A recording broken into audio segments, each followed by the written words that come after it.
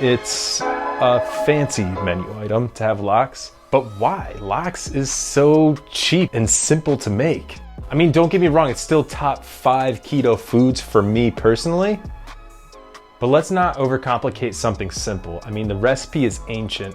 We're talking fish and salt. But all in all, the recipe has pretty much stayed the same for thousands of years. LOX is simple and it's fucking delightful. Let's do this.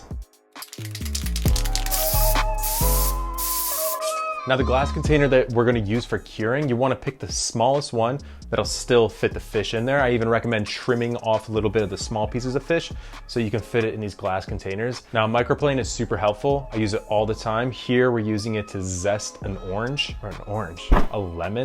We're using it to zest a lemon. And exact measurements don't really matter here.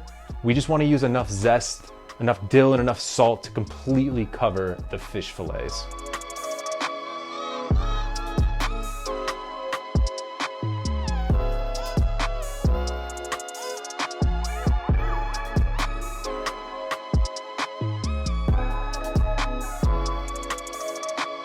Well, I love dill, so I'm gonna add a bunch of dill to this. Spices, other herbs, you can pretty much use anything here. I'm keeping it really simple, so keep your imagination open with the flavors that you wanna add to your LOX. Now we're gonna loosely cover this with some saran, and we're just gonna toss it in the fridge for 24 hours.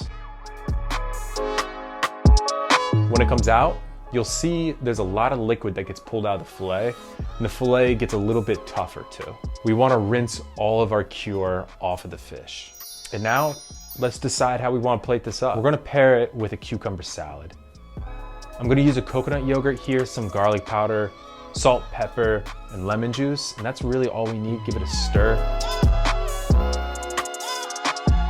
Remember, there's a million things you can do with this LOX. My favorite, Eggs Benedict with LOX as a base.